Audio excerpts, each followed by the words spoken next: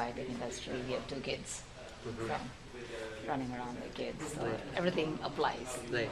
And the perspective of work scenario and family scenario. Sure. And I do practice yoga, so I was interested in knowing a little bit more. We have, as a family, husband, wife, both kids, we've taken family yoga sessions. And so we tried practicing it, but you know, it dwindles down when you do it on yourself without doing it. But I do a little bit. Okay. Not as much as I would like to. I'm Pal. Original name Dharampal, but they become Pal. At work is Paul. 3 different names. I did learn some yoga from a little 10-page booklet in India, 1968, and saved my life at that time. After that, I've taught other people whatever I remember from that little booklet. Usually it's an introduction only. It's, I think it was called Simple Yoga for Executives who don't have the time and can't do complicated stuff. So it's very simple, mostly things like and the feet. But one exercise that constantly helps me out is rolling on my back whenever there is a back pain problem. That rolling on the back, it just gets rid of it for the next 3 or 4 months at least. Excellent. Single session, I mean, just 5 minutes. Cool. That's very good. Yeah.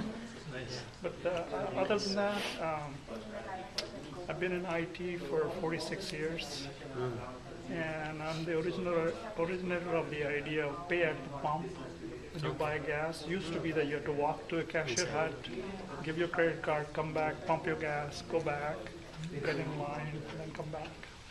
So I mentioned the idea to my boss, and then when he had to change jobs, he went to Exxon and got it implemented. I didn't implement it.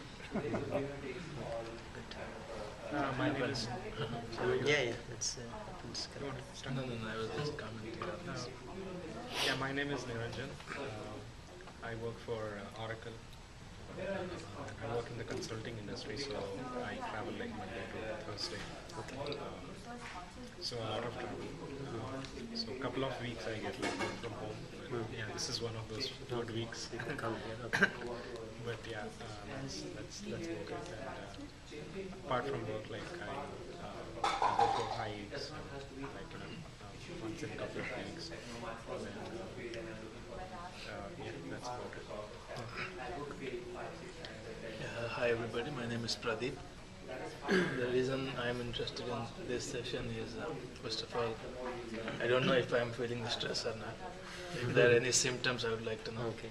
So, another thing is I'm more interested in improving focus, and I've seen people doing that through yoga and meditation as well. Okay. So I'm more curious towards that. We can definitely talk more. Sure. Okay. Could you also touch on walking yoga?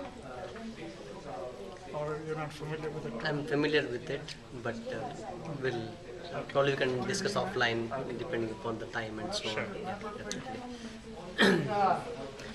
So a little bit background about myself again. I've been in IT industry for more than 20 years now. I've been in different companies, but at Citrix for the last 5 years as director of engineering. And I've been practitioner of yoga for more than 20 years, learned from my dad as a child, and then been practicing. In the last 4 or 5 years, I got my certification in yoga teaching and yoga therapy also through Vivekananda Yoga University in Bangalore, which is an affiliation with one of the non-profits here. So I work with a lot of people with ailments such as diabetes, hypertension, and we teach yoga to them, and we see a lot of results in this alternative medicine that we talk about. So I will come to the yoga part first. Let's actually talk about what is stress, and then how it relates to the other things. Right? So even before we go to stress, it's very important to understand what is health. Okay. There are many definitions out there. Can somebody just tell me what do you think health is? When you say you're healthy, what is it? The first thing that comes to my mind is more about the physical well-being of the body. Correct. That's all I can think of. Maybe mental health probably is for the mind. Yeah. I guess what I'm thinking of is being your internal organs are working okay. Good. Yeah. You want to quickly introduce yourself? Yeah, my name is Senthil and I'm from IC Warangal 2000 College. I work currently for Nimble Storage. Okay, welcome. So you're all right, but it goes beyond that. In the sense, World Health Organization defines health as not just a well-being at physical level, but it's a positive well-being at the level of physical, mental, social, and spiritual levels, and not mere absence of sickness or infirmity. The positive well-being at the level of physical, mental, social, and spiritual levels, not a mere absence of sickness or infirmity. So it goes way beyond physical level, right? Basically, when we look at physical aspects, it's something a device can measure. You go to a doctor, they can measure a sugar, they can measure a temperature, and then say you're healthy or not. That is the physical aspect we're all very well aware of. But going beyond that, the mental health is basically, it is your psychological well-being, right? Whether you have any anxiety issues, right? Or if a person who has a lot of issues like anger, greed, lust, like kama, krodha, lobha, moha, mada, matsarya, things like that, right? The person who is that state of mind all the time is not mentally healthy.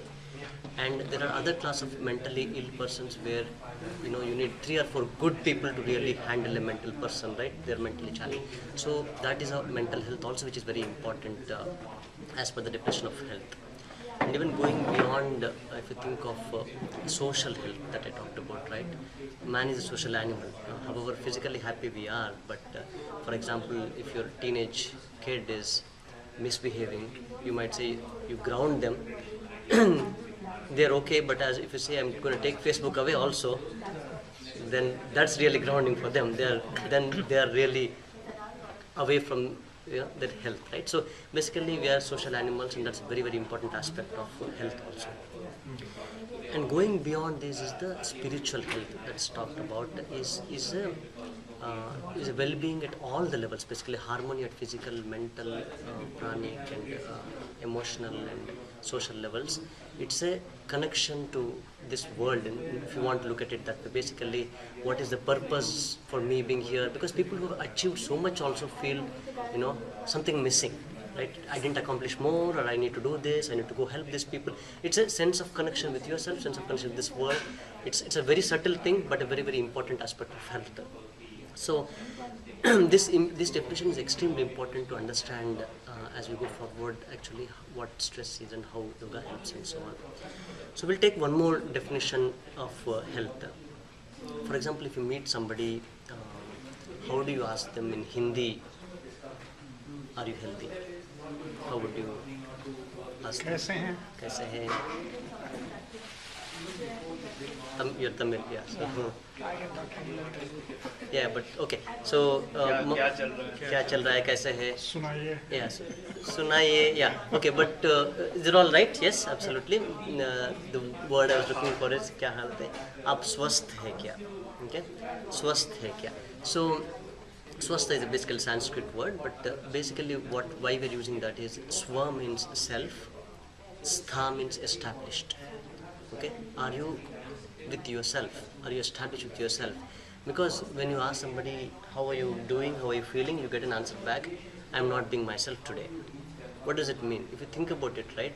So if the person is not doing well, the answer, I'm not being myself. Aswastha, unhealthy. So it's going away from your nature, is being unhealthy.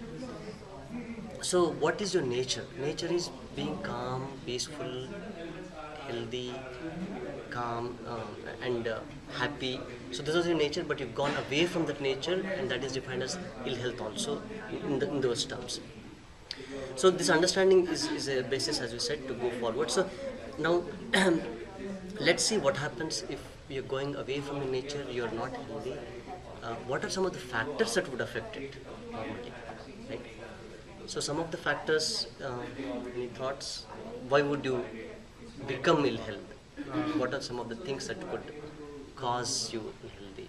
I bad diet, Bad diet, excellent. no physical exercise or Good. sedentary Exercise, lifestyle, good. and then stress at Stress, work, good. lack of sleep, lack Good. of Excellent. Losing your temper. Yeah, so excellent. I think he covered most of the important ones. So I wanted to just add one more thing to that is your habits, like smoking and drinking. But predominantly your diet, exercise, sleep, habits, and stress. These are the 5 main factors that would affect health. Okay, but the most important thing that we've looked at there is a lot of studies have shown that stress is the root cause for all the other things and the ailments that we see. For example, when you're very stressed out, um, the the hormones in the body like adrenaline, cortisol also go up. They promote unhealthy eating habits, they promote binge eating and so on. That's where your diet gets affected. And then your bad diet, junk food diet makes you more lethargic. And that's when your exercise schedule gets affected. And then one of the common things that you see when you're very stressed out is first thing that goes out is sleep, right? You're unable to sleep. Sleep gets affected. So this is a cycle, and then people don't know what to do. They start smoking, thinking that it'll solve all the problems, right? It's a common thing that we see. So it's a chain reaction, but they are all very well interconnected. But many times stress is the root cause for a lot of these things to happen. And one of the first signs is that when you have stress is sleep. Basically, many times middle of the night, we have a lot of things to do next day, big presentation or a big trip sometimes or anything, right? A lot of things, such things are there, you're unable to sleep. Another thing that it affects people is things like digestive disorders, indigestion, things like that. These are the very, very early symptoms which can be corrected if you get a good night's sleep next day or if you finish your presentation, if you finish your trip and things like that, right? But so these are all simpler problems. But the thing is, if you don't take care of stress, then what happens? That's the main thing that we're going to discuss about. So now that we are here, we have to really define what stress is. We said it's the root cause of so many things and so on, right? Anybody wants to? Before we jump into that, your question was what are the causes that can affect the health, right? But before that, you said there are many aspects of health, physical and Right.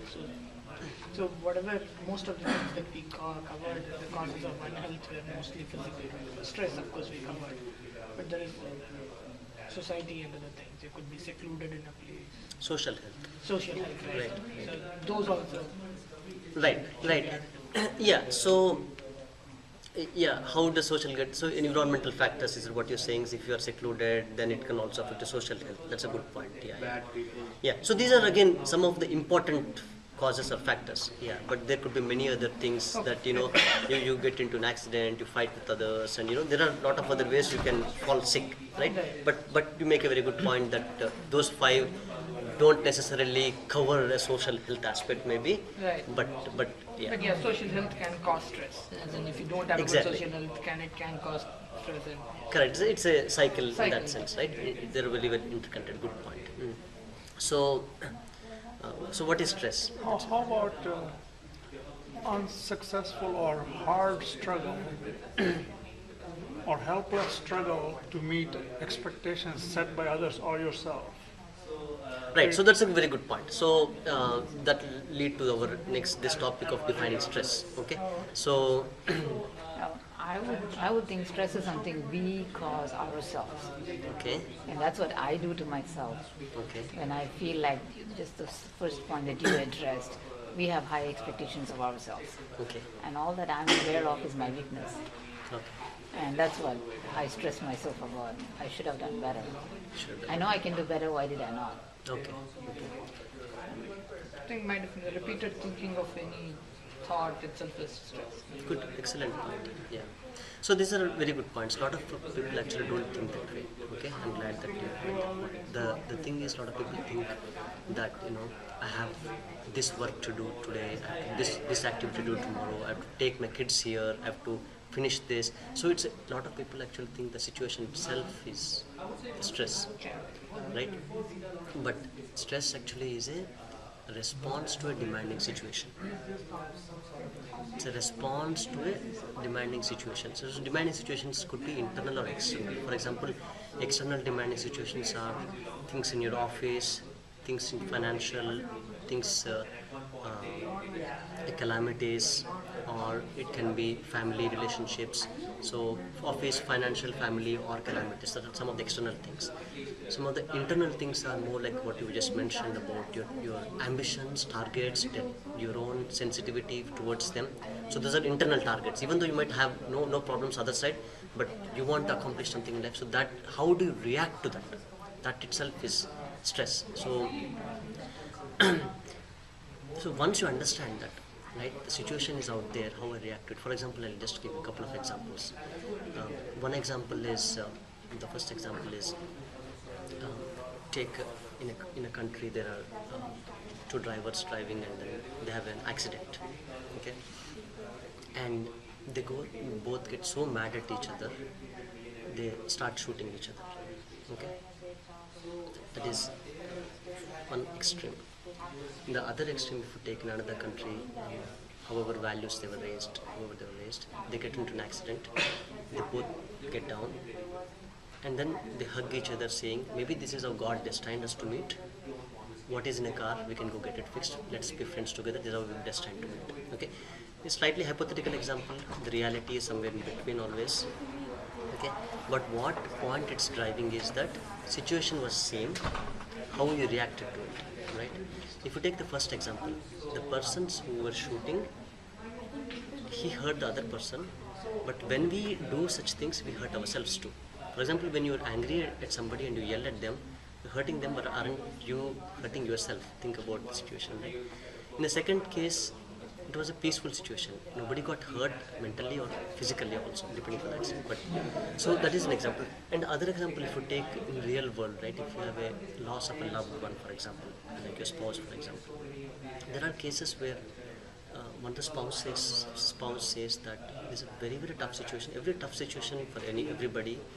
But I have my children, I have everything, so much to take a responsibility. I have to come out strong out of this, and then she does come out of very strong and takes care of the children, and then it's successful.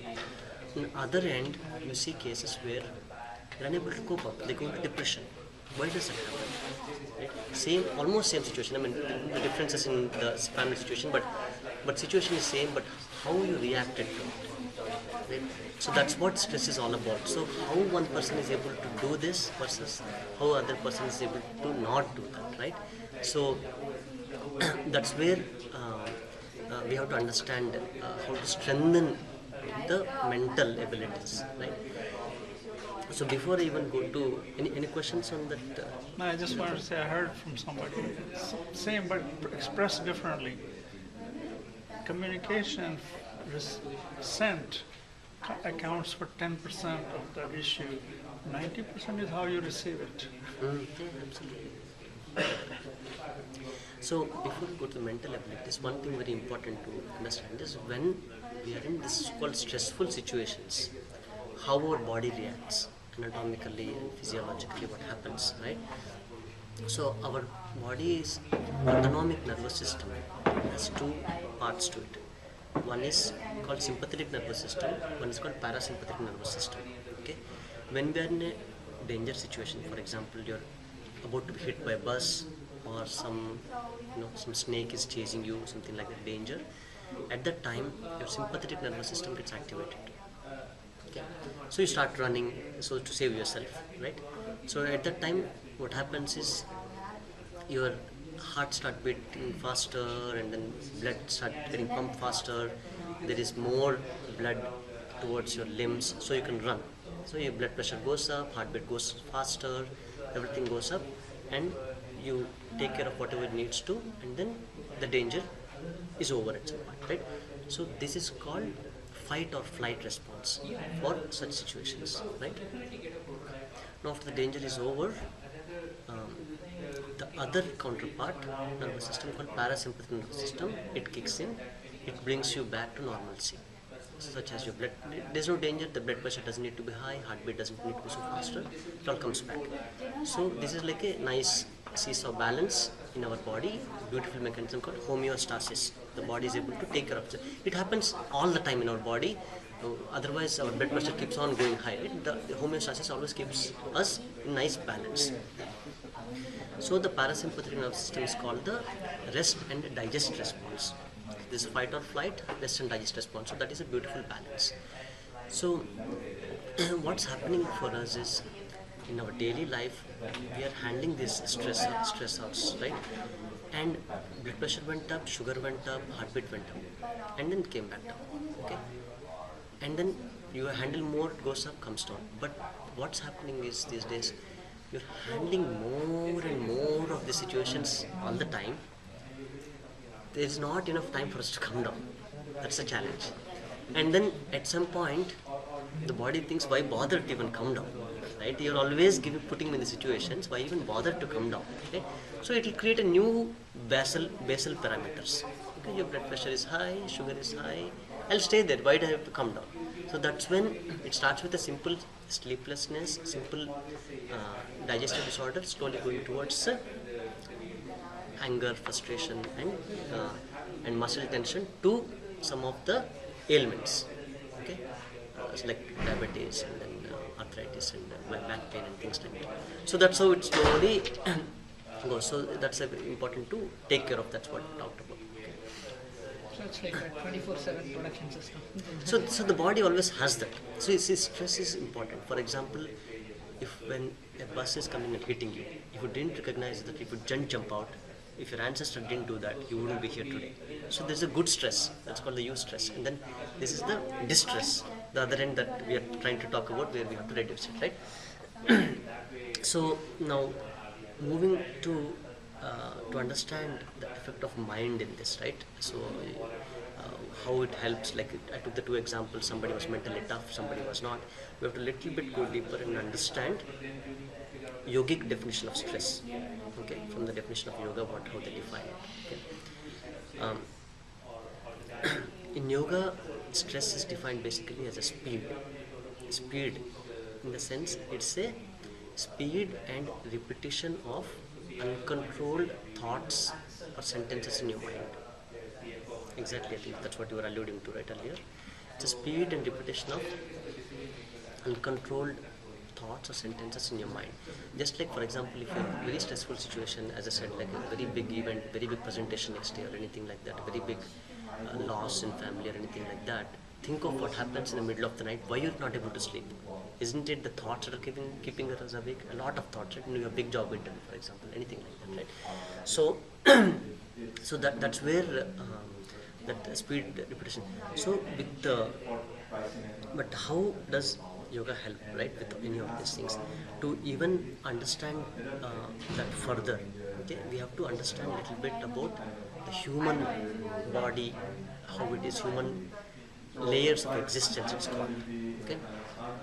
Because we are saying that some of this mind, mental toughness and so on. So to understand that, I'll give a very short story from one of our Upanishads where this is nicely described.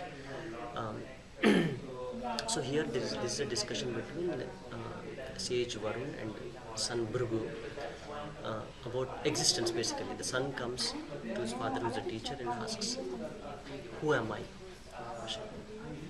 The father tells him, "Go find out yourself." So the son comes back next day and says, I found out it was very easy. I entered into a room. For example, I entered a room, Shailesh came in, they say. So basically, I come in, they look at my name, they know the physical body has come. So I am this physical layer. They look at my physical layer and then they say yes. The father says, no, there's a lot more to it, go find out.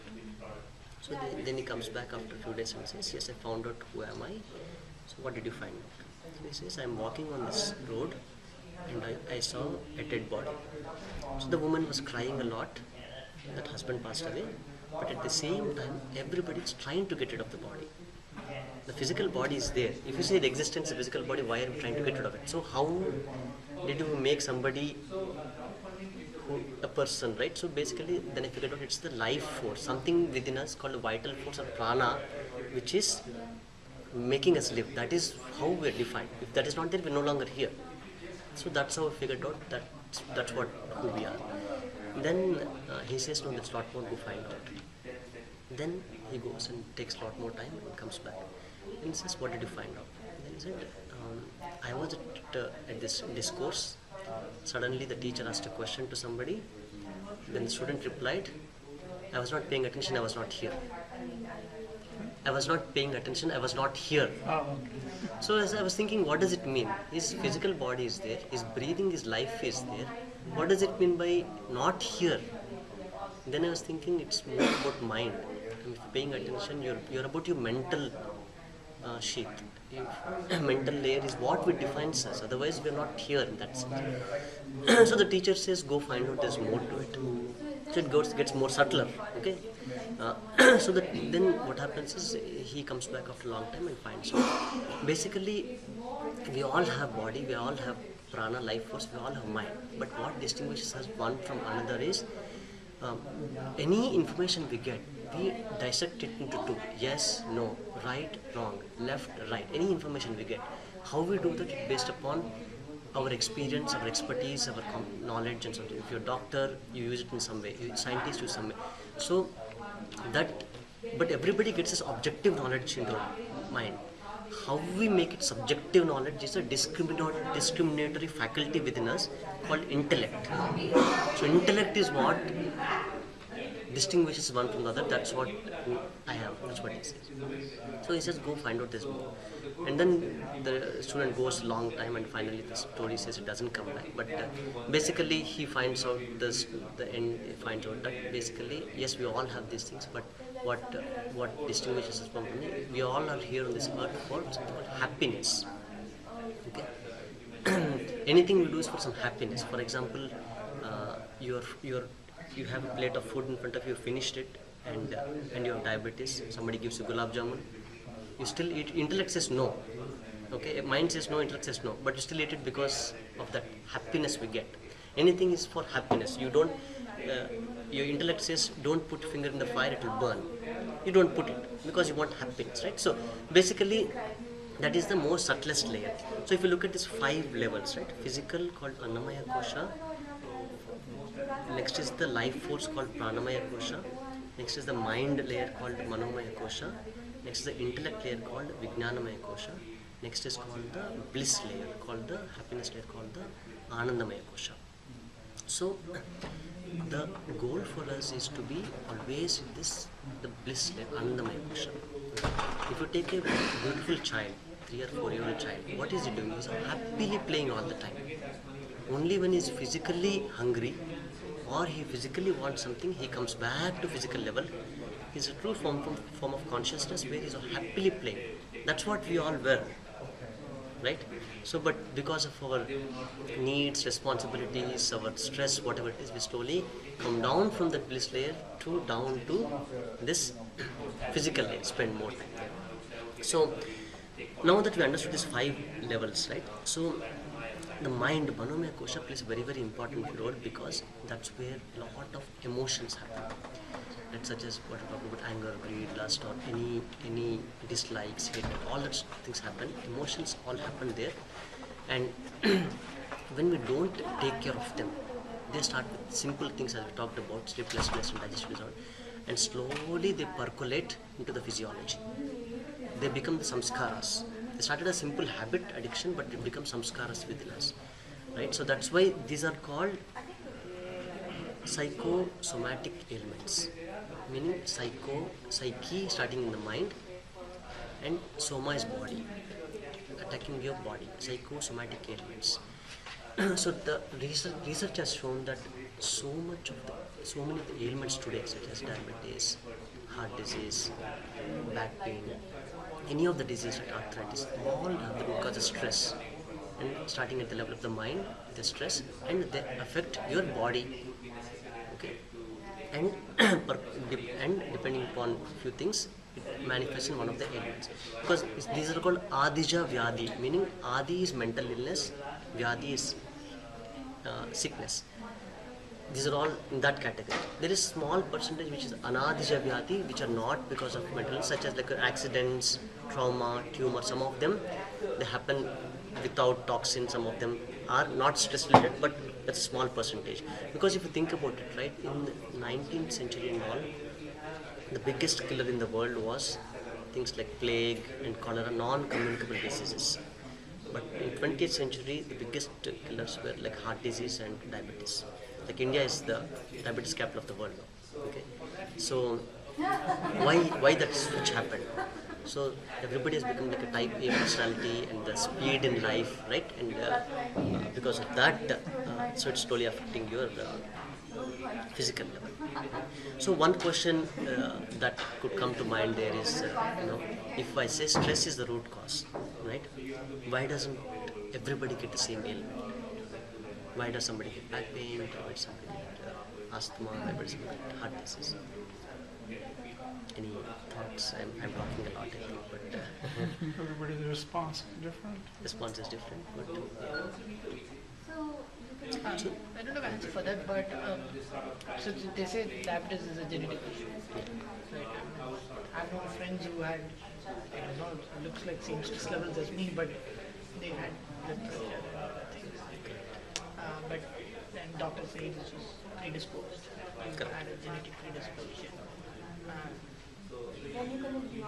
Because you kept referring to diabetes. no, excellent point. No, excellent. That's the correct answer. So basically, there are two reasons typically. One is a genetic predisposition. For example, if your body already has this predisposition to get something, that is the weakest link in the chain. Stress is looking to attack someplace, and that is the weakest link. That is the first aspect.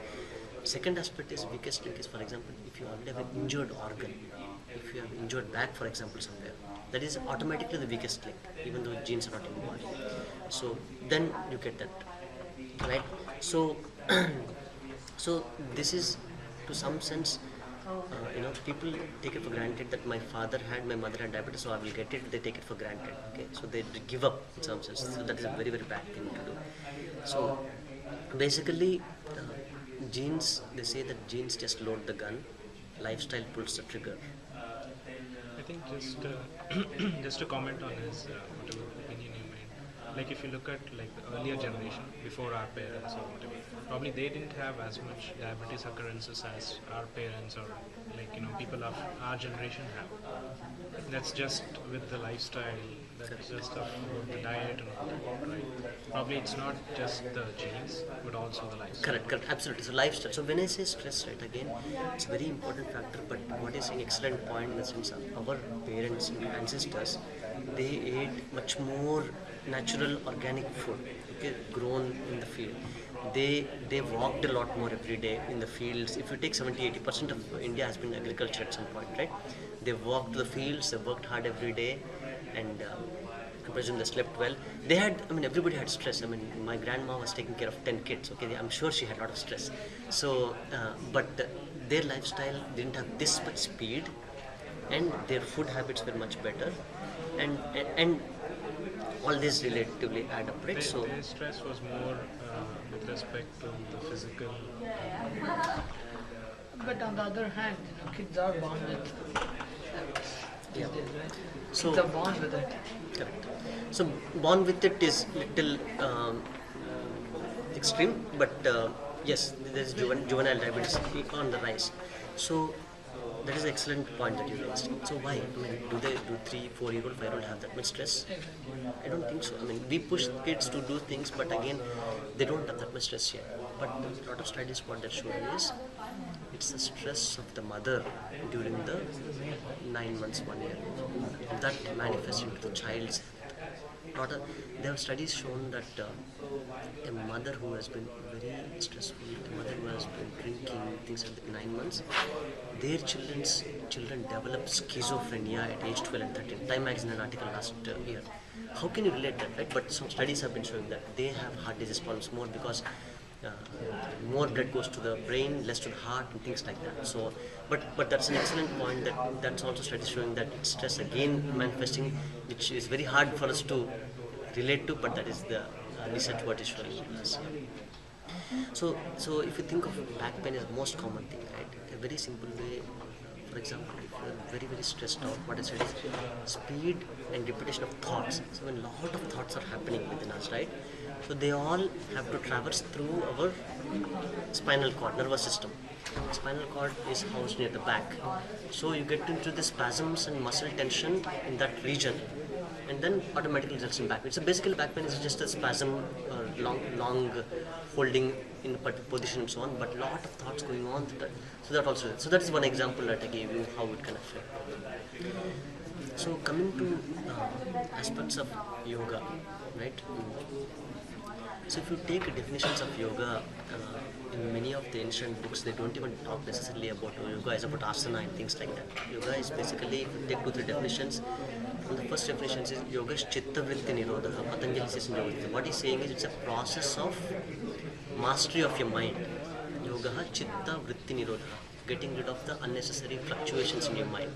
Krishna says in Bhagavad Gita, samatvam yoga uchyate, meaning that yoga is an inner equanimity. If your body, mind, spirit, inner equanimity, that inner stability. Yoga Vasishtha says yoga manah prashmanupaya. It's a skill to silence the mind. So because all of them are talking about it's an art of mastering your mind. Mastery of the mind, because all the elements start at the level of mind and slowly percolate the physical body. So if we take yoga practices, right, even asanas we do, yoga postures that we do, they stimulate all the systems in the body, such as your nervous system, respiratory, digestive, endocrine, exocrine, keeping all of them healthy and so on. And kriyas, cleansing techniques like jalaneti and some of the cleansing techniques, and relaxation is a very, very important aspect, because to bring down the speed of the thoughts, relaxation, because just a regular good night's sleep reduces your basal metabolic rate by 9%, but yogic relaxation techniques like cyclic meditation, some of them reduce the basal metabolic rate by 27%, giving you deeper rest, which is the most important thing for us at the speed at which we are going. So the idea is at asanas at the physical level, things like pranayama, breathing techniques at the second level we talked about, right? And at the mind level, like meditation, and then a lot of other special meditation techniques and so on. Intellect level, there is like happiness counseling, and then more lectures, more talks, and basically getting rid of the notions within us, right? So there are many different techniques given at different levels, but at the end of the day, the whole idea is to strengthen your mind so that you're able to handle multiple things, taking the mind to highest levels of concentration and refinement, going beyond this speed and repetition. So that is the goal, and that happens again only with regular practice. Understanding of the concept is very important. For example, a lot of people, the moment they understand situation is not the stress, how you react to distress, a lot of people actually, it's a revelation, and they actually, even thinking of simple things, right? Daily you drive in a car, if there is a lot of traffic, people get very upset. I have friends who curse, right? But on the other hand, in a simple situation, you can think of, yes, it's okay, I'm stuck, I can listen to beautiful music, I can listen to a beautiful audio book, my time is well spent, right? If you start thinking in those lines that it's not the situation, it's my response, then things start getting better. And again, these are the practices in yoga that we teach to our people, and the concepts we teach, the practices that we teach, which helps them. The idea, what we try to inculcate mainly is all about the modern medicine is a reductionist approach. Basically, they go to an organ, problematic organ, give a medicine to that. It temporarily relieves the problem, suppresses the problem there, but root cause is not solved unless you change your samskara, change your mind, not to do that. But in yoga, what we're trying to do is go from this reductionist approach to a holistic approach at the level of the body, mind, prana, intellect, taking it all the levels, trying to address it. So idea is to go from illness with an I to wellness with a V. The V as in, through our cooperation, collaboration, synergy, satsang, doing things together. So idea is going from illness to wellness, and that's what we try to help people in these practices. Okay. So that's what I want to cover. Any questions? Feel free to. So, do you have any sessions that you have going on in the Bay Area, or how does it work? So I volunteered with something called Yoga Bharati. We have very exhaustive list of things that we offer. One of the things is we offer a lot of free classes, public classes such as in Sunnyvale Temple, Satyanarayana Temple, Milpitas Library, a lot of places. If you go to yogabharati.org and click on classes, a lot of places we have free classes. That is one thing. Second thing is we offer paid classes, mostly in yoga therapy. For again all these ailments like I talked about, hypertension, back pain, asthma, arthritis.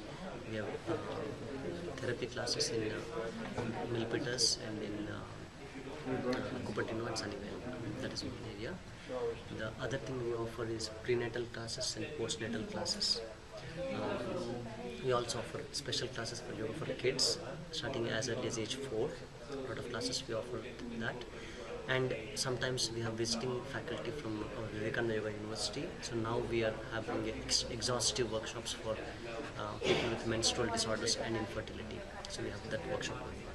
So we have a lot of activities. Things on our website yogabharati.org. And also throughout the year we have a lot of events such as we call Surya Namaskara Yajna, where throughout the Bay Area we increase the awareness of yoga through doing Surya Namaskaras everywhere, sun salutations everywhere, and then this year we did research on before and after taking parameters, how significant improvement it was. We also invite gurus from different places to talk about some of these things.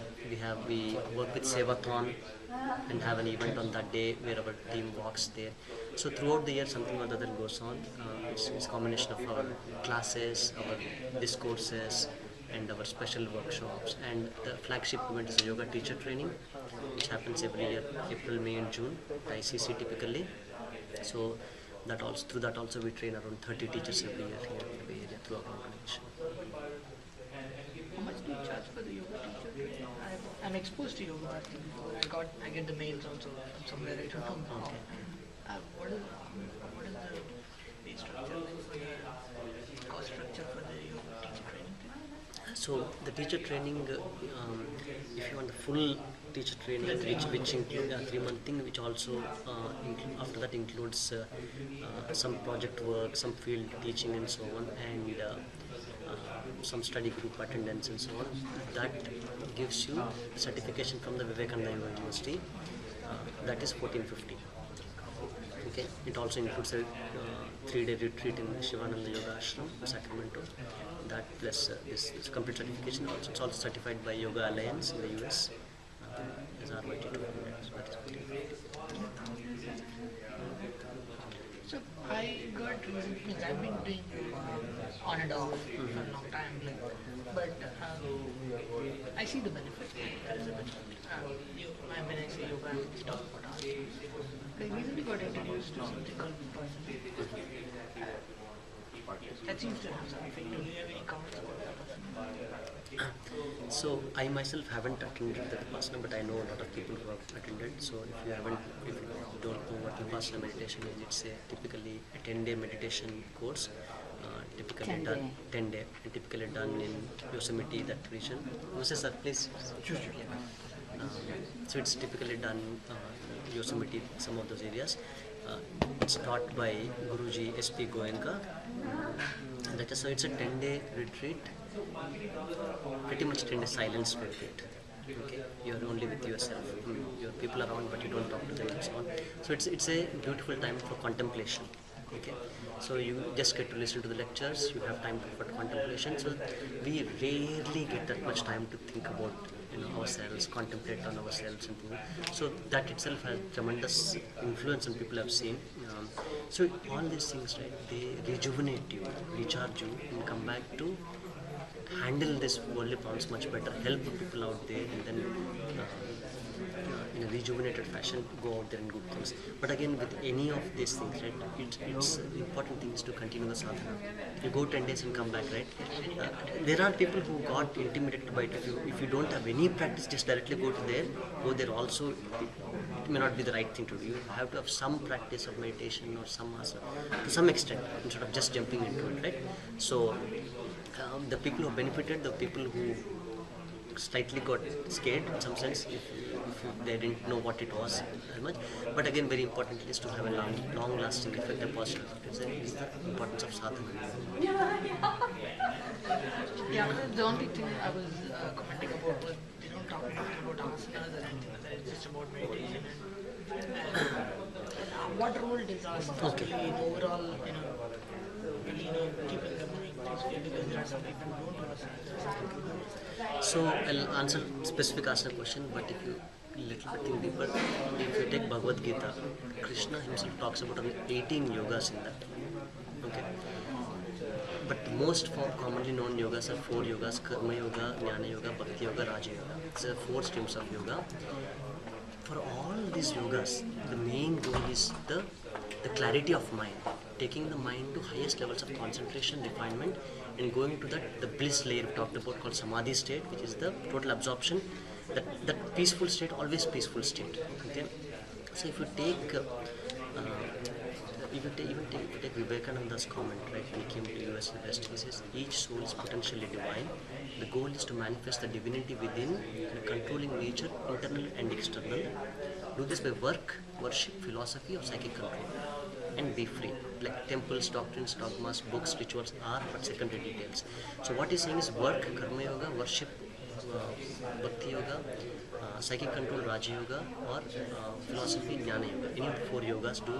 All of them will take you to the highest levels of seeing divinity within you. So it's all about finding that. How you find out doesn't matter. So if you come to this field of Raja Yoga we talk about, it has 8 steps. It's defined Ashtanga Yoga, which are like Yama, Niyama, Asana, Pranayama, Pratyahara, Dharana, Dhyana, so on. 8 steps, of which meditation is the 6th and 7th steps. Okay, so if you asanas are the first. For example, people, if you want to do meditation, okay, if I ask somebody to sit for 30 minutes, okay, in the 30 minutes, of course, mind will not stay still. But for a lot of them, even before, the problem is that their back hurts or it starts to itch somewhere. That's a common one. So to sit 30 minutes still every day, they need a lot of physical strength in that sense. So asanas are a prerequisite in some sense for some of these things. Okay, so asanas themselves actually have a tremendous effect on your mind, mainly because when you're doing asanas, if done right way, in a traditional way, they also incorporate the elements of your breath and your awareness, complete awareness when you're doing. Compared to, what's the difference between going to gym and stretching? What's the difference between doing gymnastics or going to dance compared to yoga? Right? Think about them. All of them could have similar postures, but here you have the breath and the mind into equation. Body, breath, mind, awareness. So even in asanas you bring that. That's how you're calming your mind. But when you're at a stage, when you've gone beyond this, we talked about this 5 layers, right? Physical, pranic, mental. When you don't have any physical problems, you don't have any ailments, you don't have any back pains, you don't have to worry about body as much, you can then always stay at the level of the mind, calming your mind, doing your meditation practices and all that stuff, right? Because body is not bothering anymore. Just like anything, it's about transcending. Anything, for example, you have to make a presentation tomorrow, a very big presentation. First time you're doing it, you're very worried. You prepare a lot worried. You do 10 times, 10th time you don't worry about it, you transcended it. It's not a problem anymore for you. You worry about a new presentation, you worry about extension to it, you worry about a new invention. So it's all about, once you go beyond that, no, don't worry about it, you're able to go to the next level and stay there and do that. And once you transcend meditation, then you're able to go to even higher levels which are much, much more subtler. I want you to comment on this experience. I went to class, did some meditation there, came back, and I said, okay, every night I'll spend some time. Most of the time I fell asleep while doing it, but one day I was able to stay and just stay in that trance. 3 hours later, it's like midnight, and kind of a lightning bolt hits me, and not in a bad way, but I control it mentally. I'm moving this electricity around because wherever I take it, it feels good. Everything relaxed, totally. It was so amazing that I had to go and look at myself in the mirror. I said, do I actually look different? And of course, I looked relaxed. Then I stayed relaxed for many days, but I could never repeat it. I've not been able to repeat it. So this is, I think one of those amazing experiences that we all feel, which we probably don't have an explanation. But again, for some of those things, generally it's very important to have a right guru, who can give you guidance. Because a lot of us have this experiences, a lot of have something which, how to channel that energy, how to repeat the experience. It's very important to have the auspices of a guru who can actually guide us at that point. Because a person, only a person who had that experiences can actually answer the question. If I'm answering it, I won't be doing justice to it. So, the Yoga Bharati Institute, the organization, does it offer any specific meditation classes, or it's just all the yoga asanas and then? So in our public classes, it's 70%, 80% is 70% asanas, 30% is a combination of meditation and breathing practices.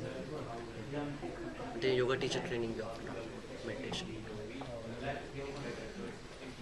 So where does your yoga teacher training take place? Sacramento or?